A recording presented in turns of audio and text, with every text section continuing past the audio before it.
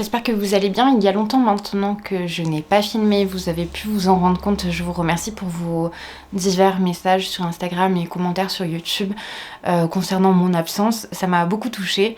Sachez que ça n'a pas été de gaieté de cœur que je me suis éloignée de la création de contenu sur les réseaux, mais à un moment donné il a fallu être raisonnable compte tenu de divers paramètres qui étaient indépendants de ma volonté. Nous sommes maintenant en fin d'année scolaire, donc hier c'était le bal des 3e dans mon établissement, ce qui marque véritablement la fin de l'année. Les élèves ont passé le brevet et du côté de ma vie personnelle, les choses se sont un petit peu... Enfin, je connais une petite accalmie, je dirais, puisque si j'ai dû un petit peu m'absenter, c'est que ma maman a été malade et ça a beaucoup fait écho à ce qui est arrivé à ma grand-mère l'année passée. Donc j'ai été un petit peu débordée, je dirais, émotionnellement par la période. J'ai donc dû faire une croix sur quelque chose. Évidemment, ça ne pouvait pas être mon travail, mes élèves, la qualité de ce que je souhaitais proposer en classe. Bref, donc ce qui en a pris un coup, c'est ma productivité sur les réseaux. Cette parenthèse étant fermée, je ne pense pas revenir sur le sujet, mais je me voyais mal vous poster une vidéo tournée en amont parce que j'ai énormément de fichiers qui sont déjà prêts donc, sur ma caméra et mes différents disques durs. Mais je souhaitais pas forcément vous les poster comme ça, je dirais, à la volée, sans aucune contextualisation, sans aucune présentation de mon retour, je dirais. Je trouvais ça un petit peu maladroit peut-être, mais je sais très bien aussi que ce type d'entrée en matière ne conviendra pas à tout le monde. Mais bref, moi j'avais ce besoin en tout cas pour renouer avec la caméra, avec le fait de produire quelque chose en ligne, de passer par cette toute petite explication. Et maintenant qu'on y est, je suis un petit peu à un autre moment charnière là, puisque je souhaite, je vous l'ai dit, je pense m'inscrire à l'agrégation externe, donc c'est vraiment quelque chose d'expérimental, c'est-à-dire que je sais très bien que cette année je n'aurai pas le temps de faire une véritable prépa agrégation, puisque je récupère un niveau supplémentaire, j'aurai les 3e l'année qui vient, et également parce que je me suis inscrite, j'ai postulé pour différentes licences, donc j'ai été prise notamment dans une licence de lettres classiques à la Sorbonne, mais je ne sais pas encore de quelle façon les choses vont pouvoir se dérouler, puisque je crois qu'il n'y a pas d'enseignement à distance en ce qui concerne les lettres classiques. J'ai également été prise dans une licence de... Je ne sais plus exactement comment elle se nomme, il me semble que c'est lettres renforcées, quelque chose comme ça, donc c'est une licence de lettres classiques modernes, une espèce de petit mélange, plus ce paramètre donc de lettres renforcées. Et en revanche, il me semble que cette formation-là, à laquelle j'ai aussi été acceptée sur la Sorbonne, peut se dérouler en enseignement à distance.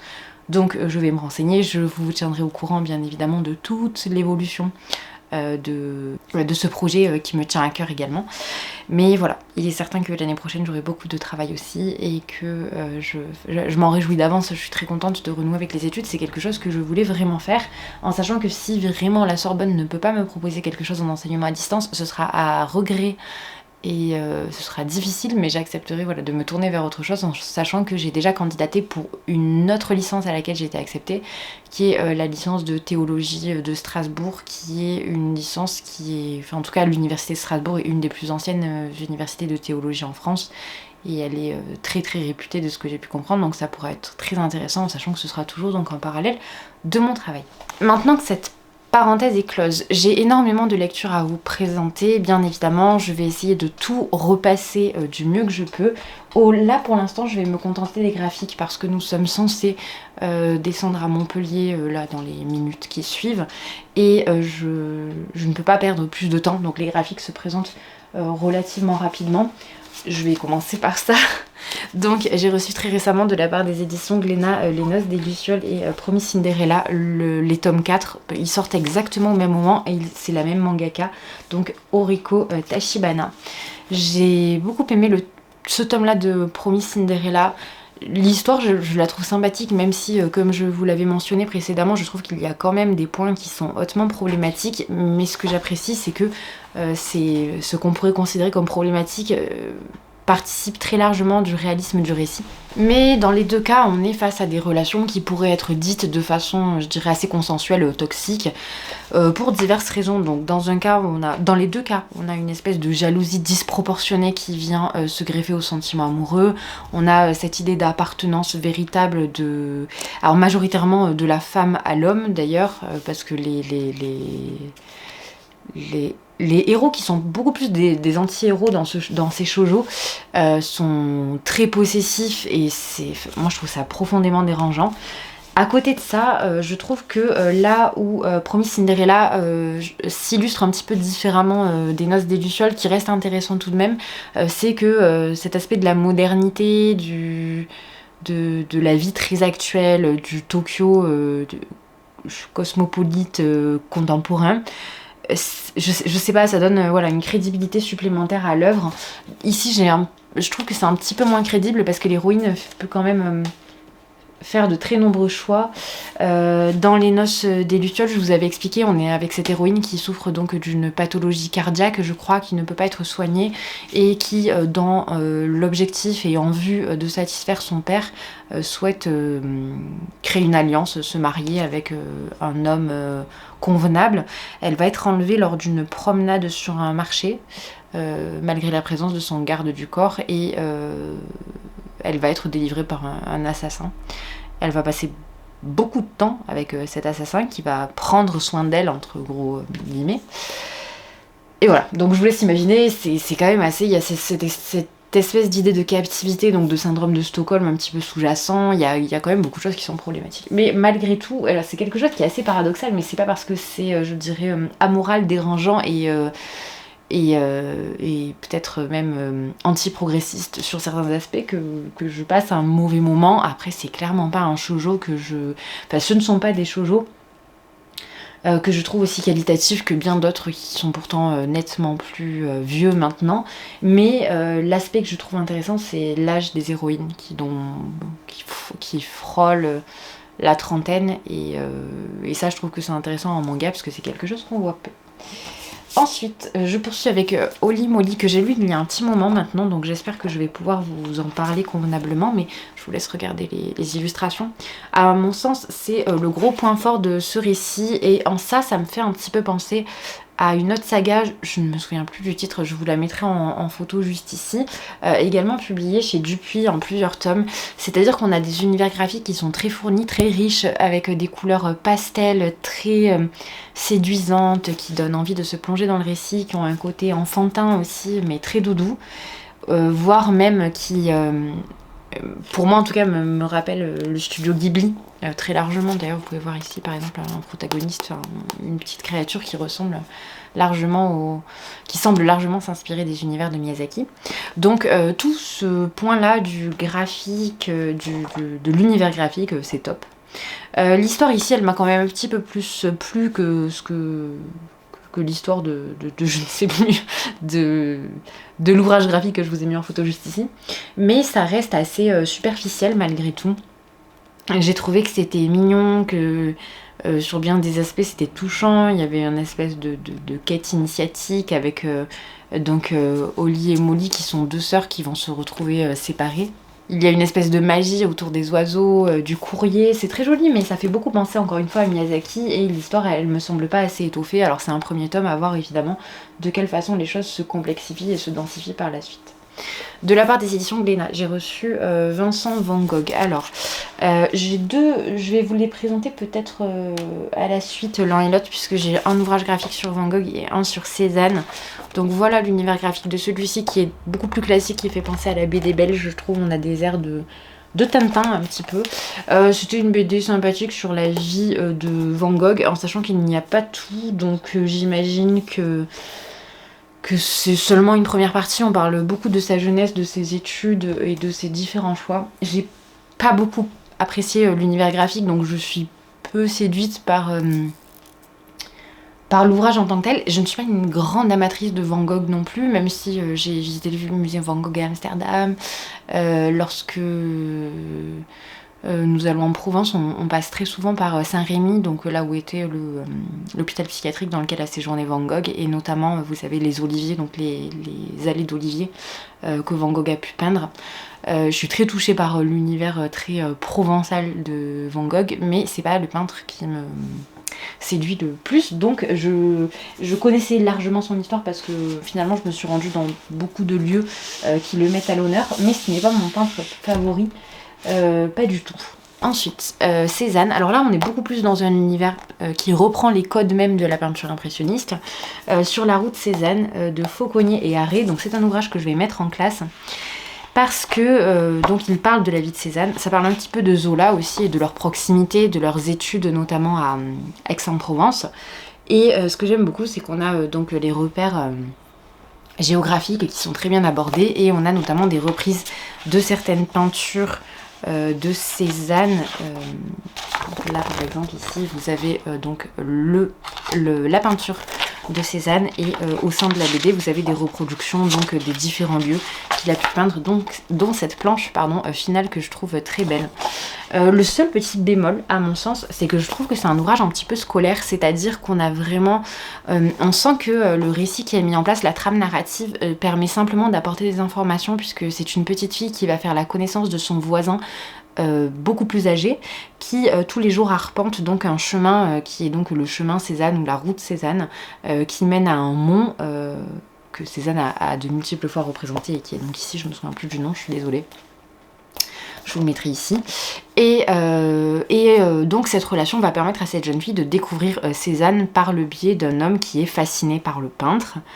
Mais les informations qui sont apportées, si elles sont très intéressantes, je trouve qu'elles sont amenées de façon un petit peu scolaire. C'est-à-dire que on a les interrogations de la petite fille de façon très...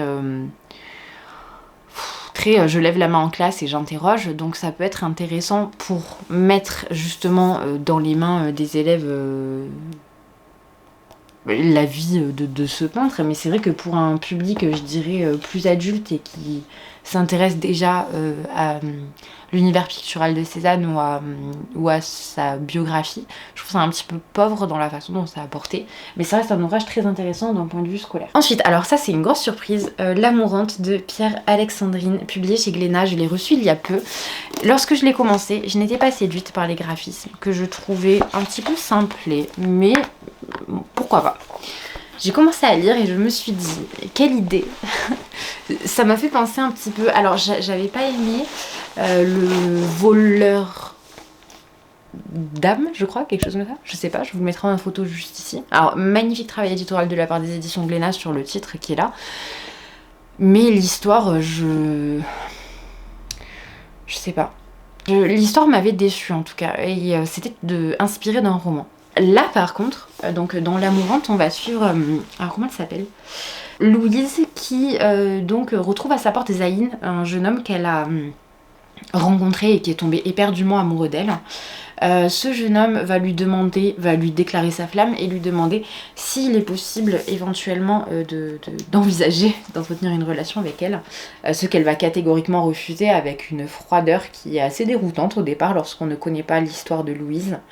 Puis on va entrer dans les détails de son existence extrêmement longue puisqu'en tant qu'amourante, Louise vit depuis des siècles.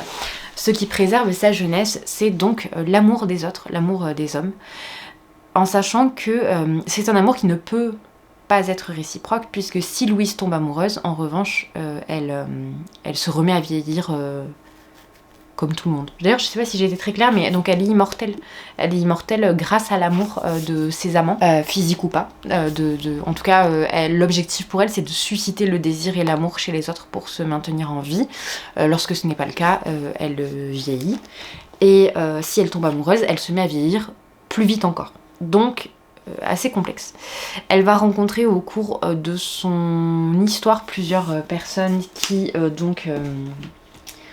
ont la même malédiction, parce qu'on voit que c'est une forme de malédiction. Louise n'a pas pu être amoureuse pendant 600 ans et elle a vu une de ses amies amourantes dépérir puisque, j'ai pas envie de vous spoiler, mais puisqu'il lui arrive quelque chose qui fait qu'elle ne peut pas être aimée et donc par extension qu'elle vieillit, et ensuite elle doit supporter l'idée de sa vieillesse en sachant qu'elle aurait pu être éternellement jeune et belle. Parce qu'il y a aussi cette question de la vieillesse et de la décrépitude du corps qui est très présente. C'était très intéressant, j'ai beaucoup aimé cette BD, je vous la recommande vivement, je trouve que c'est très riche comme propos et que ça aurait pu donner un roman très sympathique. Je poursuis avec Dérangé de Manon et Greg Blondin, publié chez Bambou Édition. Alors moi c'est une BD que j'aime beaucoup, même si je peux tout à fait entendre qu'on trouve ça super consensuel, même les planches, que ce soit enfantin, que ce soit peu exigeant, que ce soit une philosophie de comptoir, je l'entends tout à fait.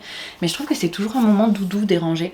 On a toujours un protagoniste qui est un petit peu à un moment charnière de sa vie, qui est un peu paumé, qui ne se sent pas très bien, qui va voir apparaître donc une espèce de petite fée qui va la pousser un petit peu dans ses retranchements et exiger de la personne qu'elle accomplisse des choses qui lui paraissent soit impossibles, soit qui sont hors de sa zone de confort, bref, tout un tas de choses qu'on connaît tous.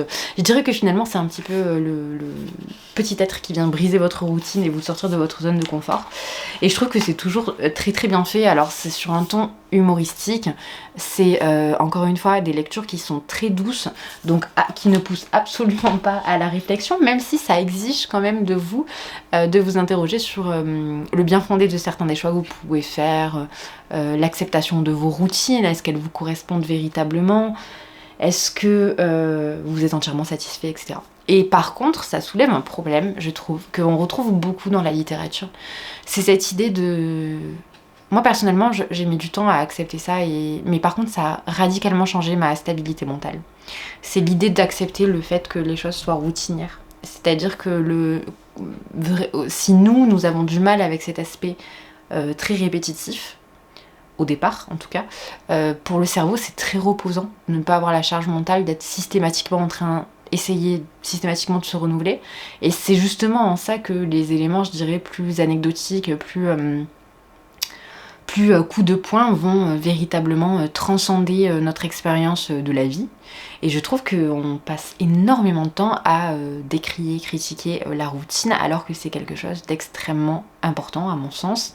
Je pense notamment au fait, pour moi la lecture par exemple fait partie de mes routines, au même titre que le sport, au même titre que le fait de travailler à la maison quand je rentre, au même titre que prendre mon petit déjeuner qui est le même 90% du temps.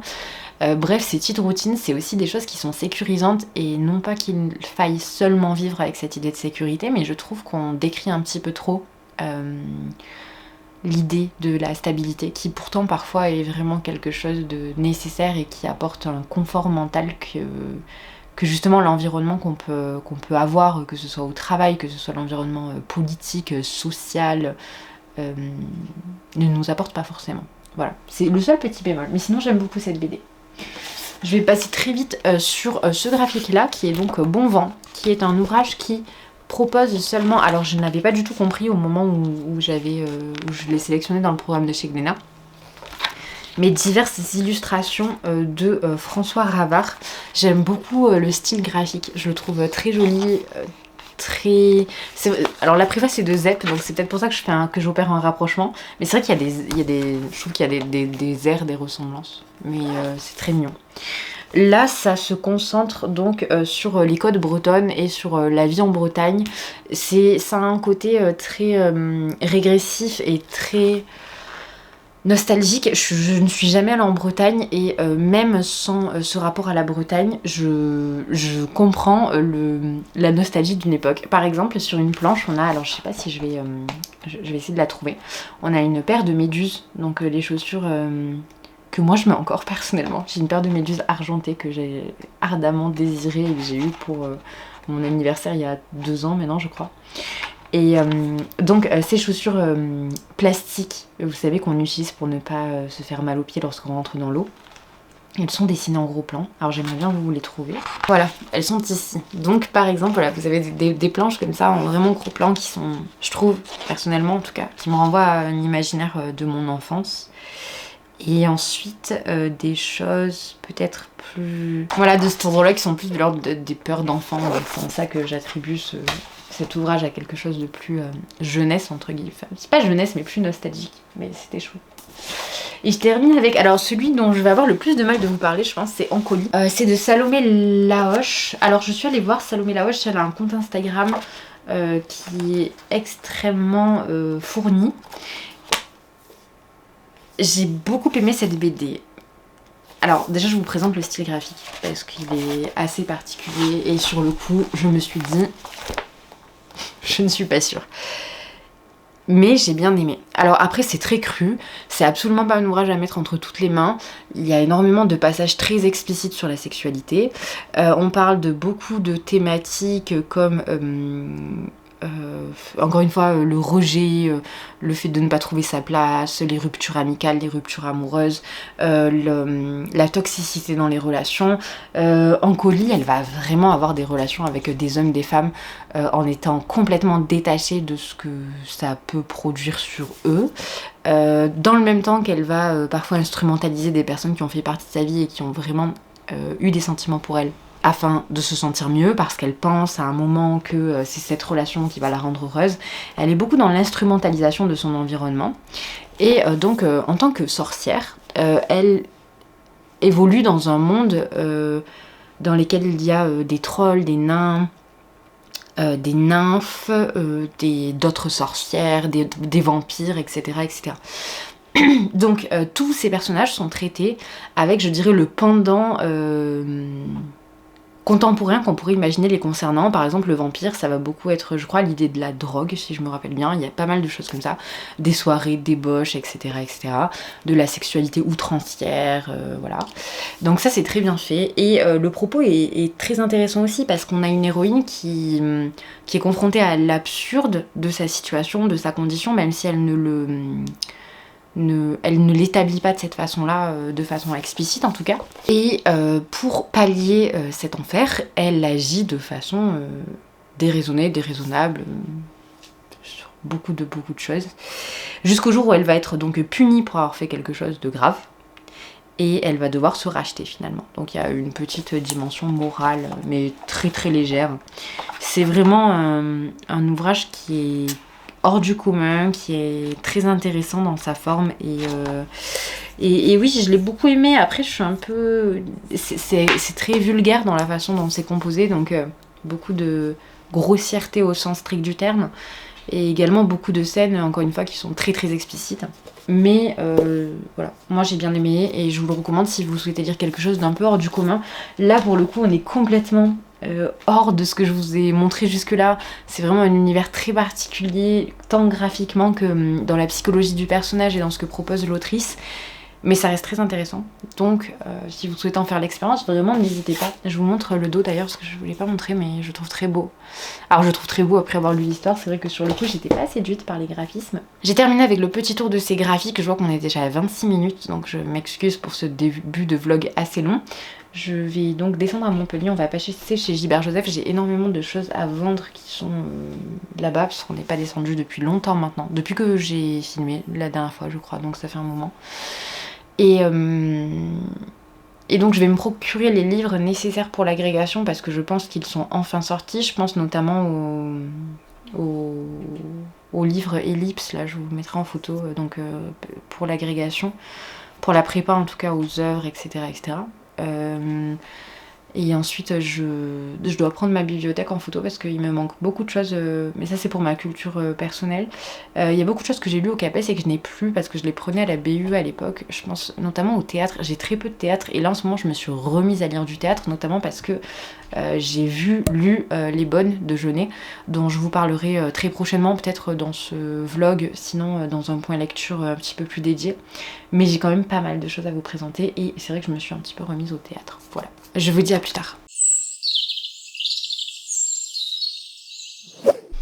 Alors je tiens à m'excuser pour le cadre d'une part, et aussi pour le fait d'être assise à même le sol. J'ai cassé mon trépied il y a un moment maintenant, 2 mois je crois. Je viens seulement d'en recommander un, puisque je ne filmais pas beaucoup les mois passés. Il va arriver dans la semaine, donc sous peu, mais pour l'instant je fais avec les moyens du bord. Donc vous êtes sur une chaise et surélevé par le coffret collector du tome 18 de Sakamoto Days. Voilà.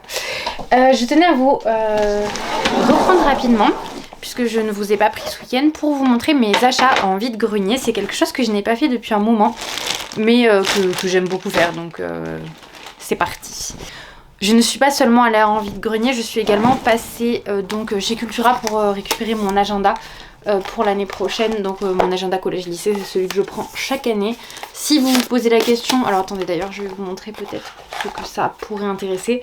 C'est l'agenda qui est créé par Lutin Bazar, je l'aime beaucoup. Vous avez un petit espace dans chaque case avec donc le jour de la semaine. Qui me permet de noter vraiment où j'en suis avec les élèves, c'est-à-dire où est-ce que je me suis arrêtée, même lorsque je regarde un extrait vidéo par exemple, je peux vraiment tout noter en détail et c'est quand même assez pratique. Ça c'était à Cultura, de même j'ai pris un classeur, bon assez simple, je vais pas épiloguer, et des étiquettes, donc ça c'est pour ma reprise d'études entre guillemets. Je sais pas du tout comment ça va se passer pour l'instant, j'ai essayé de joindre la Sorbonne toute la journée mais je n'ai pas eu de réponse, en tout cas suffisante pour me projeter dans un quelconque projet. Alors attendez, hop, que je récupère mon téléphone qui est là. Ce qui fait donc que je suis un peu bloquée. Et j'ai l'impression que j'ai beaucoup de mal à m'exprimer, mais je pense que ça se voit, je suis très fatiguée. Alors nous sommes lundi, nous sommes le dernier lundi de l'année scolaire, mais ça c'est pesant, très pesant. Ensuite, j'ai trouvé cette petite citrouille qui est réalisée en patchwork. Alors il faut simplement que je la recouse ici, mais je la trouvais très mignonne.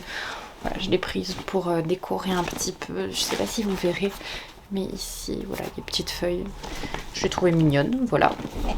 Ensuite, pour ranger un petit peu mon bureau, je suis tombée sur cette boîte qui m'a coûté 1 euro. Ah oui, je vous ai pas donné les prix. La citrouille, je crois que je l'ai payée 2 euros. La boîte qui est là, c'était donc 1. Et c'est vrai que bon, elle est assez spacieuse et j'aime beaucoup la carte que vous pouvez trouver sur le dessus. Alors chez le même vendeur, j'ai pris ce cadre que je trouvais très beau. Alors il n'a pas de verre, mais ce n'est pas grave, au contraire même, je n'aime pas beaucoup ça. Et à l'initiale, je l'ai pris pour faire entrer une de ces deux reproductions que j'ai trouvées à 1 euro pièce, je crois, si je me rappelle bien. Donc une avec grenade et l'autre avec des pommes. C'est pour mettre au-dessus de mon bureau. Ensuite, j'ai trouvé cette production que je trouve très jolie. Il y a un côté un petit peu gothique avec cette espèce d'arbre mort ici. La tour donc pointue. Bref, j'ai trouvé qu'il était très beau. Il m'a coûté un petit peu plus cher. Celui-là, je crois que je l'ai payé 8 euros, mais il me plaisait vraiment. Et ensuite, j'ai pris des petits jouets pour les chats d'ailleurs. Hop. Alors, nous passons aux choses un peu plus conséquentes. Il faut que je m'en occupe. Celui-ci, je l'ai trouvé en vide-grenier il y a 2 semaines, je crois. Alors, c'est un meuble qui m'a coûté 3 euros.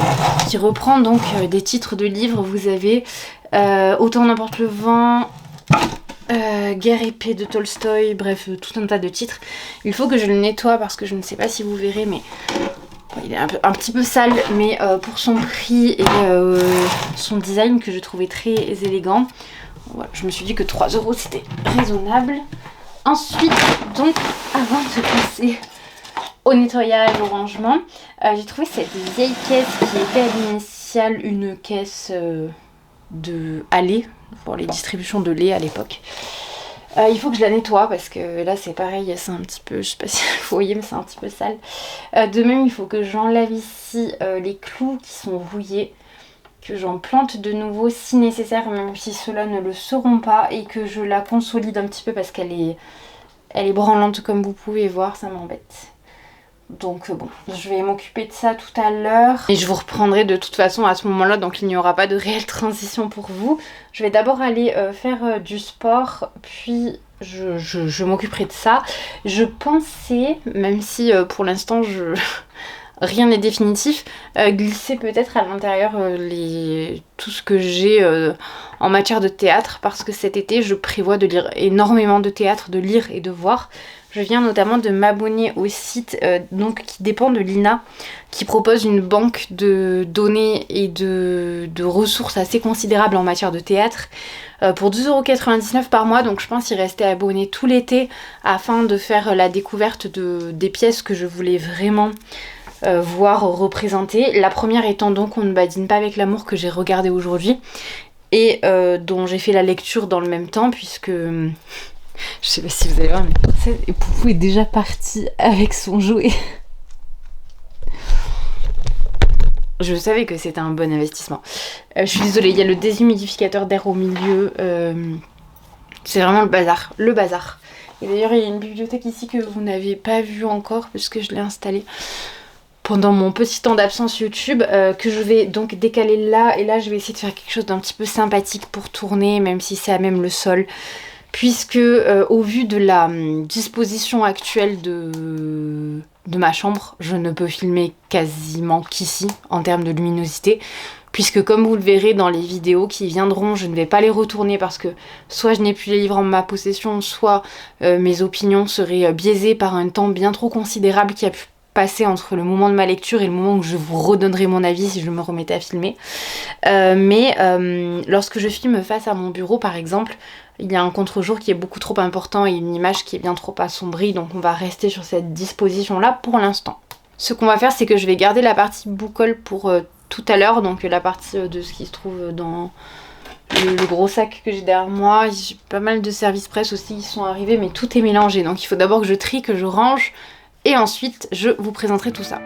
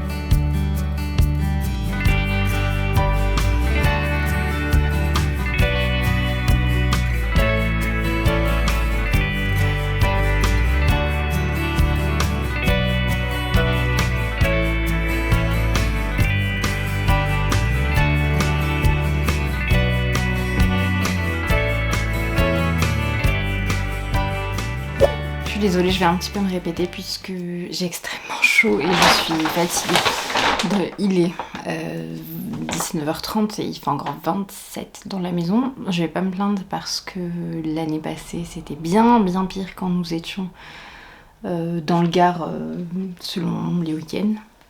Canicule n'est pas une partie de plaisir. Donc j'ai un petit peu aménagé les meubles que je vous montrais tout à l'heure. Donc la caisse qui est ici, je ne sais pas si je vous l'ai précisé, celle qui est en bas et sur laquelle j'ai enlevé les clous, ce que vous avez peut-être vu donc dans les rushs que j'ai filmés.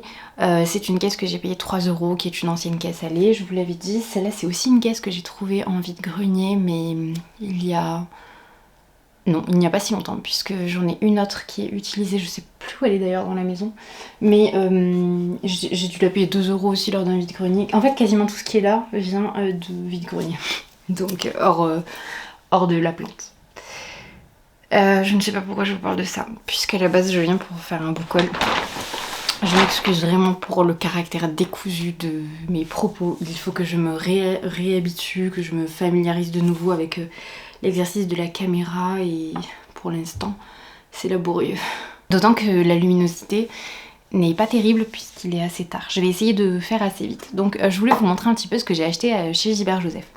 J'ai voulu compléter d'une part donc ma bibliothèque en matière de théâtre, puisque je ne sais pas pourquoi j'ai eu un désir ardent de retourner à la lecture et au visionnage de certaines pièces que j'avais déjà côtoyé ou pas d'ailleurs. Donc il y a énormément de théâtre. Je vais peut-être commencer par là, je vais trier un petit peu et je vous montre ça. Ensuite il y aura des services presse et également quelques romans, mais vous verrez que sur les romans, je n'ai pas pris finalement grand chose. Les mangas je vais survoler également puisque ce sont majoritairement des suites ce que j'ai acheté et que je les achète uniquement lorsque je les trouve d'occasion chez Gibert. Donc on va commencer par le théâtre. Bon, et c'est tout de même un bon petit paquet comme vous pouvez voir. Alors c'est des titres qui sont très peu chers puisque alors beaucoup sont d'occasion. Ceux qui ne le sont pas sont des ouvrages qui sont, je dirais, entre 1 et 3 euros. Donc voilà, ça reste très très accessible et c'est ce qui explique que j'ai pu en prendre autant en sachant que j'ai vraiment fait avec ce qui se trouvait dans les rayons chez Gilbert Joseph. Il manquait énormément de choses donc j'ai fait comme j'ai pu. Je vais commencer par... alors je ne sais pas combien il y en a. J'arrive tout de suite. Je vais faire par dramaturge, donc je commence par Marivaux, dont j'ai trouvé La double inconstance que je ne connais pas, Le jeu de l'amour et du hasard que j'ai étudié pour le CAPES, L'île des esclaves que j'ai étudié pour le CAPES et La fosse suivante. Les 4 m'ont donc 1,80€, 1,90€, 2,50€ et 2, donc vous voyez c'est très accessible. Marivaux, c'est un auteur qui... c'est un dramaturge que j'aime bien, mais ce n'est pas mon favori. J'ai vraiment un affect tout particulier pour Beaumarchais en matière de théâtre de ce type-là, donc 18e avec un côté classique, mais qui fait penser à la comédie... qui s'émancipe des codes, je dirais, vraiment traditionnels de la comédie tout en gardant les trames principales. Donc voilà, très contente d'avoir trouvé ces 4 là. Je vais poursuivre avec Racine puisque c'est le suivant que j'attrape. Alors, donc Andromaque, c'est Racine. Alors, donc pour Racine, nous avons Phèdre, Iphigénie, Bérénice qui est ma pièce de théâtre préférée, vous devez le savoir si vous suivez la chaîne depuis un moment, Les Plaideurs et Andromaque. Donc il y en a plusieurs que j'ai déjà étudiées. En réalité, j'ai une connaissance assez large, je dirais, des 4 qui sont ici. En revanche, cette pièce-là m'est absolument inconnue. Je maîtrise tout de même nettement moins Andromaque que les 3 autres, mais c'est vrai que pour les 3 autres, lors de la préparation du CAPES, encore une fois, je me suis, je dirais, donnée... et plutôt laissé attraper par les vers raciniens, particulièrement avec Bérénice. Mais je sais que beaucoup de personnes préfèrent Phèdre, mais c'est vrai que j'ai vraiment un affect très très particulier pour Bérénice. Je trouve que cette pièce est magnifique. Je peux que vous inviter à lire Racine, même si ce n'est pas du tout quelque chose que je recommanderais pour débuter la lecture de textes classiques. En revanche, vous avez de très très bonnes mises en scène et aussi de très bonnes adaptations. Mais voilà, c'est pas forcément ce que je vous recommande en premier. Ensuite, je vais poursuivre avec Victor Hugo. Alors, je ne connais pas du tout le théâtre de Hugo. Et pour tout vous dire, je ne connais pas grand chose d'Hugo tout court. C'est pas du tout un auteur que j'ai appris à découvrir et à fréquenter. J'ai pris Lucrèce Borgia, Ruy Blas et Hernani. Donc ce sont des pièces que je vais découvrir rapidement. Je pense d'ailleurs que pour suivre le projet dont je vous parlais hier, que demain je vais donc m'atteler à... je vous montre au passage à la découverte du Lorenzaccio de Musset et qu'ensuite je basculerai chez Hugo puisque j'ai seulement pris 2 pièces de théâtre de Musset, pardon, qui sont donc On ne badine pas avec l'amour que j'ai terminé et Lorenzaccio. Donc après je pense qu'on bascule sur Hugo et ça c'est plutôt chouette parce que j'espère de tout cœur que le théâtre de Hugo sera une bonne porte d'entrée pour moi afin de m'orienter vers sa littérature plus conséquente et donc vraiment ses écrits romanesques. Je poursuis avec Corneille, donc 2 pièces, Cinna et le Cid. Je connais très bien le Cid pour l'avoir beaucoup travaillé. Alors là pour le coup pas au CAPES mais beaucoup plus tôt. Et c'est un titre qui m'avait marqué donc je suis tout de même curieuse de voir les adaptations sur le fameux site dont je vous parlais tout à l'heure. Qui est donc affilié à l'INA parce que je suis persuadée que je peux trouver des adaptations que je n'ai jamais vues donc j'en suis très curieuse et Cinna que je ne connais pas pour le coup donc ce sera une découverte. Je n'ai jamais été très portée vers Corneille alors que j'avais beaucoup aimé le Cid. Je pense que c'était un manque de curiosité de ma part mais j'espère compenser ça aujourd'hui avec la redécouverte du Cid et la lecture de Cinna. Pour le théâtre je termine avec 2 pièces de Shakespeare. Alors je me suis rendu compte que je n'avais pas Roméo et Juliette dans une édition viable, c'est-à-dire qui tenait à peu près la route et dont les pages ne se faisait pas la malle. Donc j'ai pris Roméo et Juliette et Le songe d'une nuit d'été. Le songe d'une nuit d'été, il me tente énormément depuis très longtemps. Ça va aussi faire partie des pièces que je compte lire et fréquenter cet été. Je vous en parlerai donc dès que ce sera lu. Le cadre a un petit peu changé, je suis descendue de ma chaise tout simplement parce que j'étais en train de fouiller dans le sac et de brancher donc la batterie qui a lâché. Et j'ai pas repris ma chaise, donc c'est pas grave, on va faire comme ça pour l'instant. Je sors le reste de mes achats. Je vais faire les mangas maintenant peut-être avant de passer aux romans, puisqu'il y en a 3 je crois. Ensuite il y a les romans classiques, il y a des nouvelles, il y a un livre en anglais. 2 livres en anglais. Ouais, 2 livres en anglais, mais il y en a un qui est rangé, donc c'est... Enfin, de toute façon, vous l'avez déjà vu, c'est le portrait de Dorian Gray. Ah oui, pardon, il n'y a pas seulement 3 mangas. Il y a aussi celui-là. Je suis désolée pour le bruit. Donc en manga, je passe rapidement sur la première chose qui est assez lourde. Ce sont les 2 premiers tomes de la Perfect Edition. Enfin l'édition prestige de Berserk de Kentaro Miura et voilà, incroyable, vraiment magnifique, donc très très heureuse. Le tome 1 est en rupture éditeur, je vous préviens, donc j'ai un petit peu, j'ai pas tant, ça n'a pas été si complexe que ça de le trouver, mais parce que j'ai eu de la chance, je l'ai acheté trop tard. Donc quand ils sortent, je vous conseille de vous les procurer rapidement, parce que j'ai quand même dû faire 3 librairies, je crois, pour le trouver. Ensuite en manga toujours, le tome 11 de Sakamoto Days pour poursuivre donc la lecture des aventures. Le tome 2 de DRCL que je n'ai toujours pas commencé. J'ai le tome 1 dans ma pile à lire. Je trouve que les dessins sont vraiment magnifiques, ils me font penser au manga qui était vraiment très très mis en avant dans les années 2000, avec un côté un petit peu gothique et sombre que j'aime beaucoup. Et enfin, là pour le coup, quelque chose dont j'ai énormément entendu parler et que je n'ai pas commencé, c'est Innocent. Le tome 1 était en occasion, donc je me le suis procuré. C'est un manga beaucoup plus orienté histoire. On va parler de Charles-Henri Sanson, qui est un exécuteur, donc vraiment historique, je veux dire, c'est dense d'un point de vue historique, donc c'est très intéressant. Et encore une fois, les dessins ont l'air vraiment vraiment très beaux. Je vous montre, mais ça a l'air très sympa. Donc ravie de commencer cette saga assez rapidement. Ensuite, avant de rebasculer sur les classiques, je vais peut-être faire la partie qui vous intéressera le moins, c'est-à-dire les ouvrages de fantasy. Ouais, je crois qu'il y a que ça, il y a un petit peu d'horreur, mais beaucoup de fantasy. Le tome 2 de Witchwalker, publié chez Bookmark dans la collection Lost Kingdom. Je n'ai toujours pas lu le tome 1, mais le tome 2 est en occasion, donc je l'ai pris.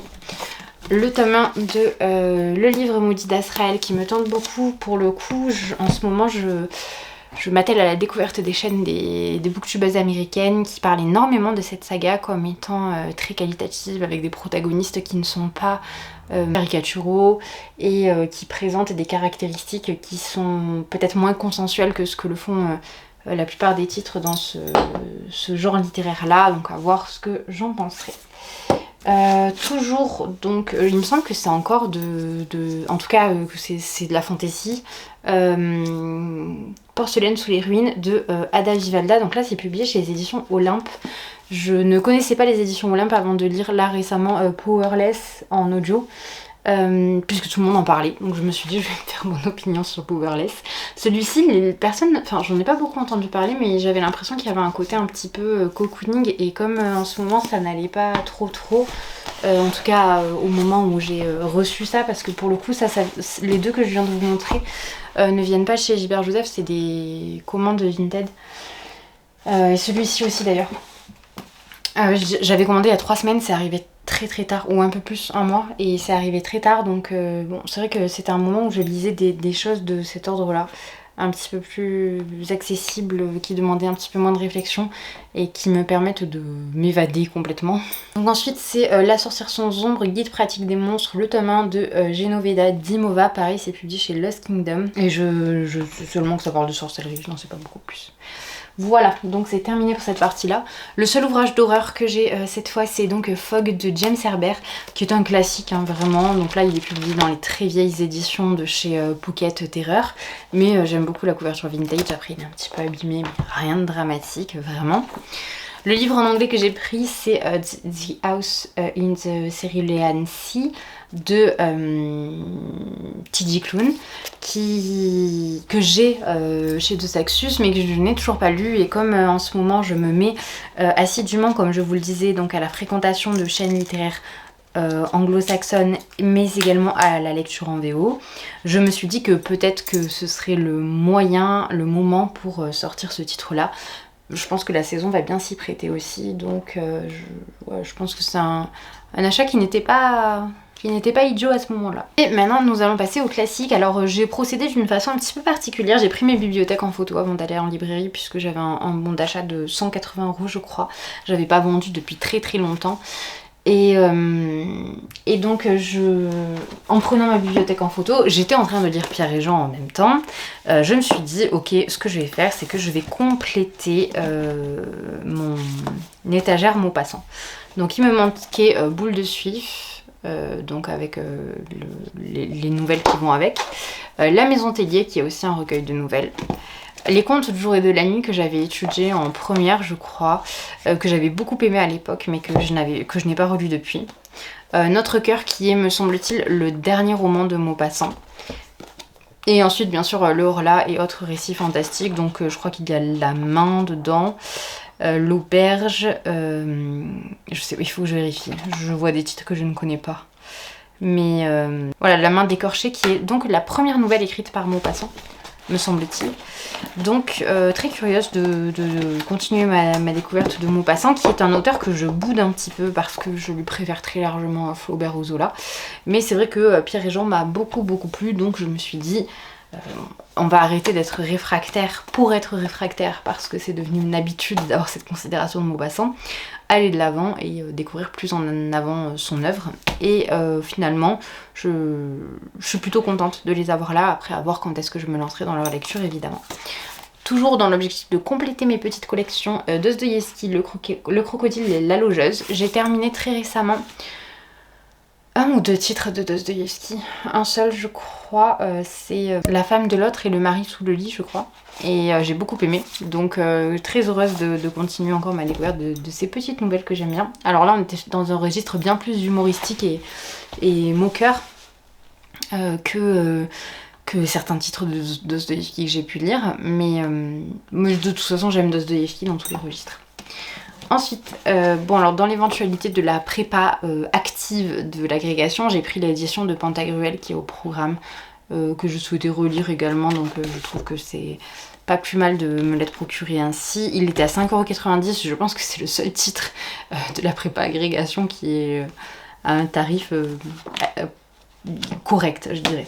Et j'ai pris Anna Karénine de Tolstoï, puisque j'aimerais bien le lire cet été, mais il faut absolument que je vous filme ma pile à lire de cet été parce qu'elle est déjà gargantuesque, je dirais.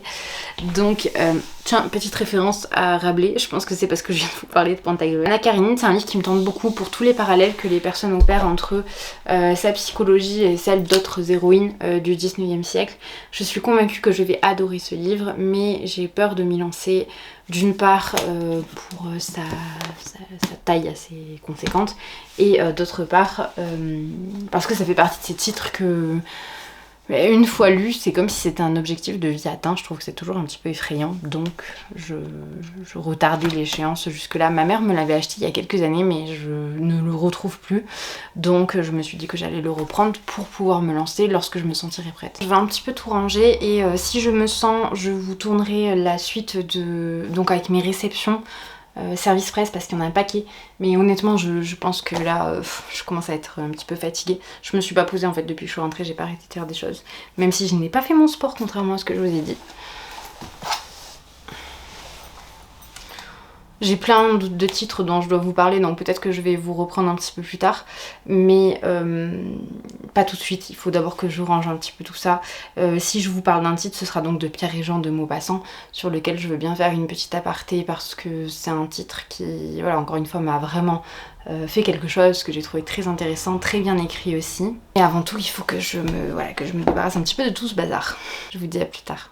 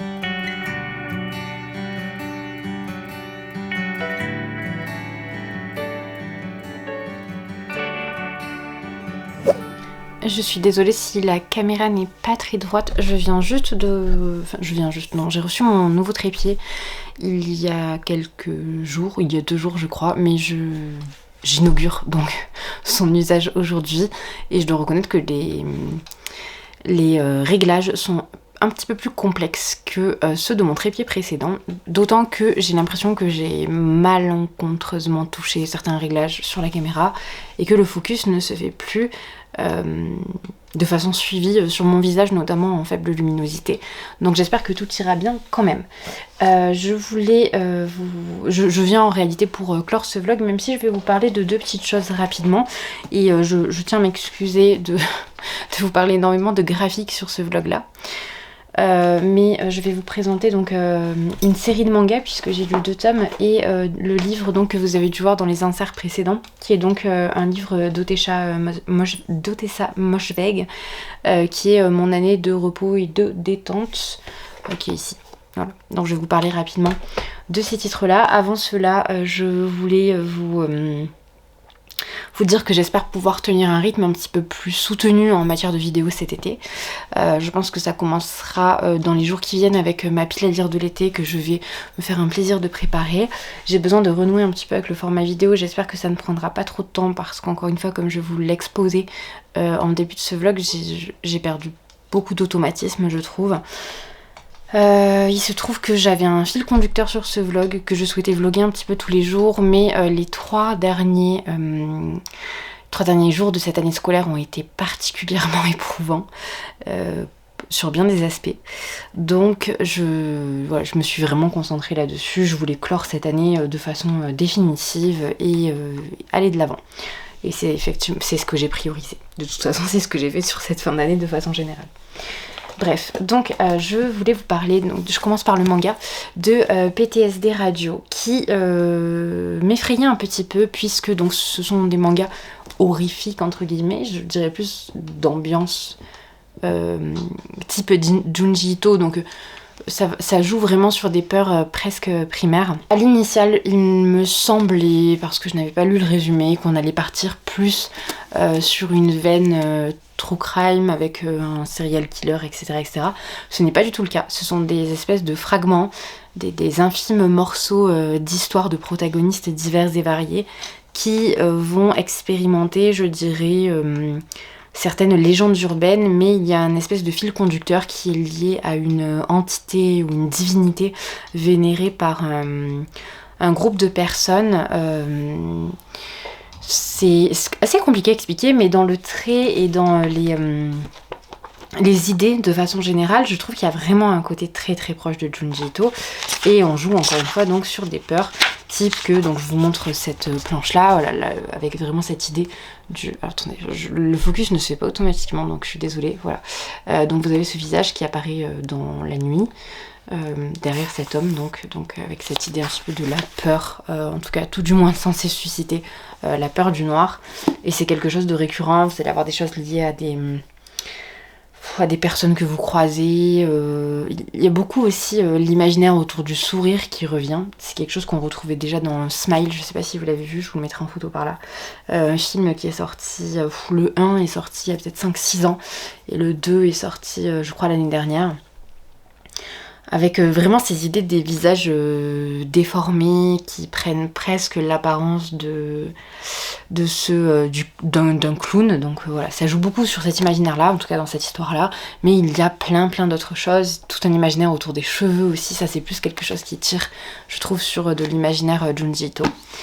Et je trouve que c'est très bien, c'est un petit peu décousu, donc il ne faut pas essayer de comprendre et de prendre chacun des fragments comme une suite logique et évidente à ce que vous êtes en train de lire. Et en ça, je dois admettre que c'est assez reposant, parce que les tomes sont quand même assez conséquents en termes de nombre de pages, et même en termes de densité graphique en composition d'images. Mais c'est très digeste, parce que vous avez cet aspect fragmentaire que moi j'ai beaucoup aimé, même si je peux tout à fait comprendre que ça déroute. Ensuite, donc, j'ai commencé ce titre-là aujourd'hui. C'est mon premier jour officiel de vacances. Nous sommes allés, vous avez dû le voir donc dans les images précédentes, à Saint-Énimie, qui est un village du sud de la Lozère, et qui fait partie des gorges du Tarn. C'était très mignon, ça m'a beaucoup rappelé le Gard notamment. Bref, et donc il se trouve que cet après-midi, j'avais prévu de lire 2 choses. J'étais partie avec 2 livres.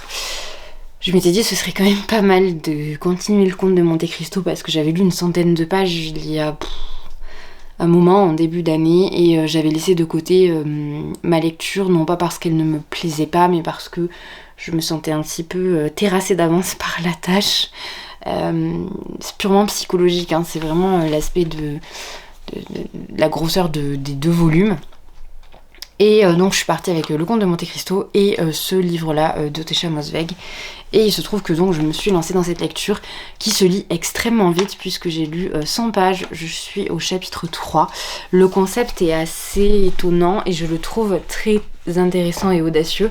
Ça fait partie de ces idées qu'on aimerait avoir eues, en tout cas en ce qui me concerne, puisqu'on va sur un protagoniste qui vit donc à Manhattan, dans l'Upper East Side, donc les quartiers très très favorisés de New York, et qui s'ennuie profondément, peine à trouver du sens à son existence, a perdu ses parents, se retrouve seul et va donc décider de faire une expérience.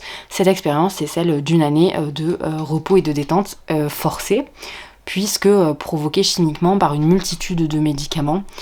Une espèce de cocktail qui est censé la tenir, je dirais, anesthésiée et distante de ses sensations, des analyses qu'elle peut avoir sur le monde, de ses réflexions, de ses souffrances aussi. Et je dois reconnaître que c'est très très intéressant.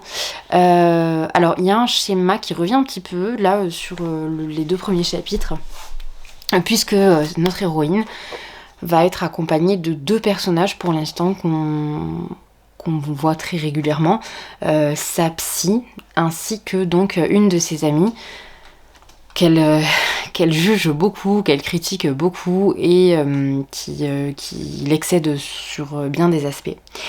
Vraiment la construction est très intéressante, en revanche ça n'a rien à voir avec l'Abvona, absolument rien à voir. C'est bien écrit, alors évidemment c'est une traduction, mais la traduction est agréable. Comme je vous l'ai dit, ça se lit extrêmement vite. On n'est pas du tout en revanche dans ce côté très, je dirais presque élitiste dans la composition qu'on avait dans l'Abvona. Ici c'est bien plus un roman contemporain dans la forme qu'on attend de ce type de roman, mais comme c'est réussi et comme le propos, l'idée est très originale et que les réflexions développées par l'autrice ne le sont pas de façon superficielle, ça reste un ouvrage quand même que je trouve très qualitatif pour l'instant. Je suis impatiente de connaître la suite et je vous en parlerai je pense dans un avis lecture lorsque je l'aurai terminé. Je vais m'y remettre ce soir, même si là pour l'instant je voulais clore ce vlog justement pour pouvoir commencer le montage de cette vidéo qui est un petit peu la vidéo de reprise de la chaîne, pour ensuite pouvoir me permettre de poster des vidéos plus anciennes que je n'ai jamais montées. Donc je suis désolée, il y aura certainement une espèce de trouble dans la chronologie sur la chaîne, mais je pense alterner, déjà je pense sortir pendant un petit moment, peut-être sur juillet si j'y arrive, 2 vidéos par semaine, une que j'ai donc filmée avant cette longue pause de 2 mois et demi, et une que j'aurais donc tournée sur l'été. Je pense donc il y a 2 vidéos notamment que je veux absolument faire et que j'aimerais voir sortir sur la chaîne en juillet parce que sinon ça n'aura plus aucun sens. C'est le fameux tag de la mi-année que je propose sur la chaîne depuis, je ne sais plus si c'est depuis plusieurs années ou seulement l'année dernière, mais c'était une vidéo que j'avais beaucoup aimé tourner. Donc un petit peu un mi-parcours, se poser, réfléchir aux lectures qui nous ont provoqué telle ou telle émotion, celles qu'on retient véritablement. Et la seconde, dont je vous ai déjà parlé, c'est celle de ma pile à lire de l'été. J'ai un book haul aussi à tourner, mais même si je vous ai déjà présenté pas mal de choses dans ce vlog, c'est notamment pour les services presse parce que j'en ai reçu quelques-uns. Et j'ai également fait quelques achats, même si très peu, lors de ma dernière petite virée à Clermont. Bref, je ne vous en dis pas plus, d'autant qu'encore une fois je vous ai beaucoup parlé de manga, j'espère que ça vous a intéressé quand même. Je vous souhaite une très bonne journée ou une très bonne soirée, je vous dis à bientôt. N'hésitez pas à laisser un commentaire, à vous abonner, à laisser un pouce sur la vidéo, c'est tout. Enfin, ce sera vraiment un plaisir en plus en revenant de voir qu'il y a un petit peu d'engouement et que ça vous fait plaisir de voir ces vidéos. Je tiens aussi à dire quelque chose, c'est vrai que j'ai pas fait cet aparté en début de vidéo. Je sais que beaucoup de personnes m'ont envoyé des messages et des commentaires et je n'ai pas répondu, je m'en excuse. En ce qui concerne Instagram notamment, beaucoup de personnes m'ont envoyé des messages qui passaient en invitation et après un certain laps de temps, ces messages disparaissent. Donc si c'est votre cas, si vous m'aviez envoyé un message sur Instagram que j'ai mis trop longtemps à ouvrir, c'est-à-dire que je ne vous ai pas répondu parce qu'en théorie je réponds à tout le monde, n'hésitez pas à m'en renvoyer un. C'est que je ne l'ai pas vu et que le message a disparu de mes invitations et absolument pas que je n'avais pas envie de vous répondre, mais c'est vrai que ce n'était pas ma priorité. Je me suis très peu connectée sur Instagram. Vous pouvez aussi juste me laisser un commentaire sous la vidéo avec votre pseudo pour que je retrouve la conversation par exemple, si c'est possible, parce que je ne sais pas si ça l'est. Bref, quoi qu'il en soit, je suis très contente d'être de retour, j'espère que vous aussi. Je vous souhaite donc de nouveau une très bonne journée, une très bonne soirée. Je vous dis à bientôt, j'espère que vous êtes en pleine forme et pour ceux qui sont en vacances, profitez bien.